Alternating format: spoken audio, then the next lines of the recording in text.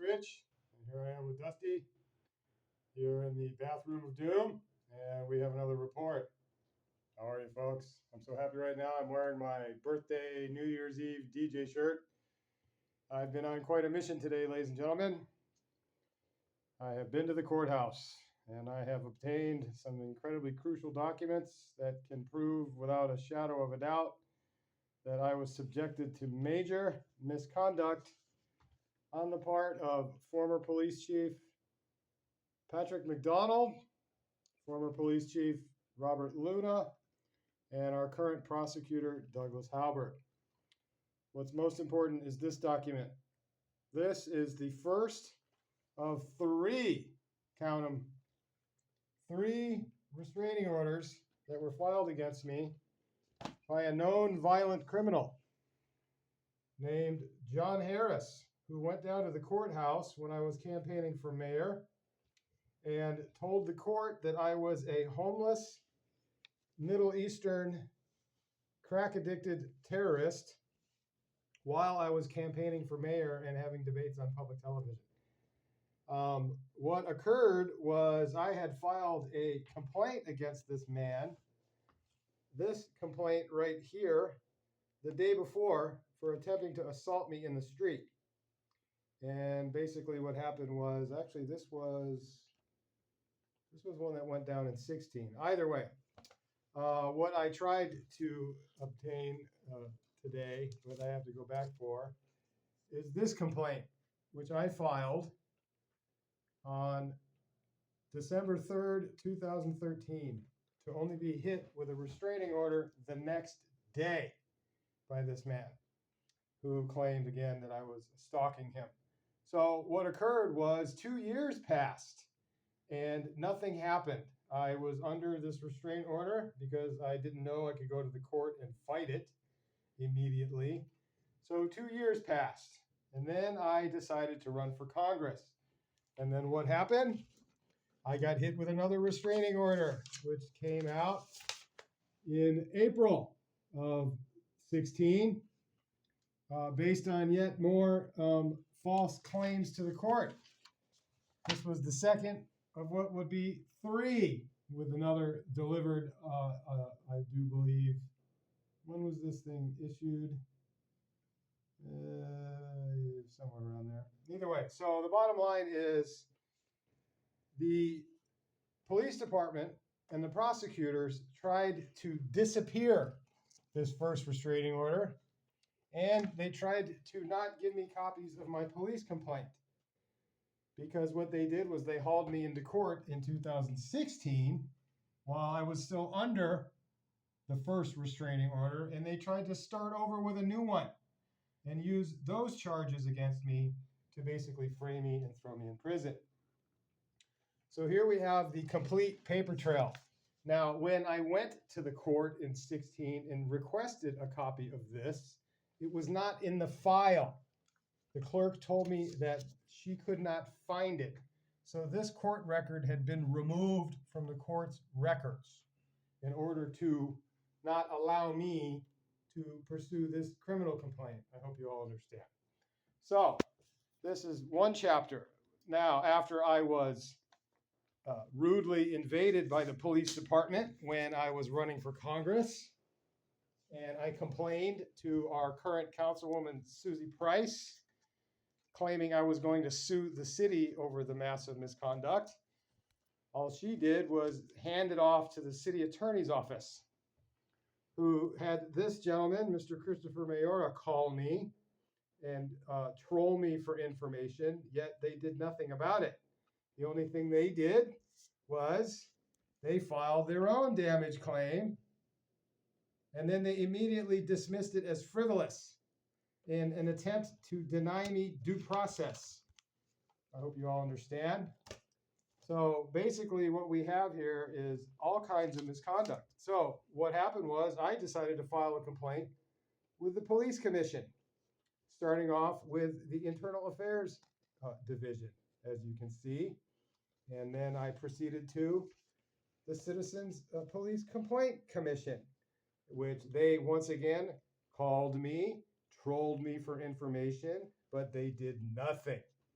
Now, in the course of these events, in my attempts to gather these records, I went to the police department and I was charged something on the order of $28 or $30 and fingerprinted so that I could obtain a copy of one of my arrest records, only to be told, compliments of Chief Luna, that my request was denied.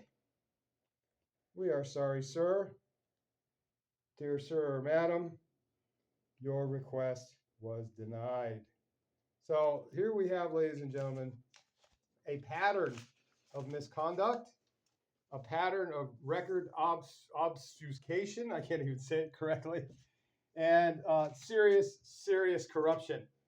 But I'll have everyone know that I went downtown today and I went to the courthouse and I went to the public defender's office and I went to the family clerk and then I went to the criminal clerk and then I went to the police department and I requested again another copy of this police record. And then I contacted the city attorney's office so I could again request a copy of their damage claim. But in the process, I picked up a nice blank damage claim form. So the sum total of all this, ladies and gentlemen, is that I intend to take civil action against the city of Long Beach based on this massive pattern of misconduct and abuse of the courts. I want everyone to know that.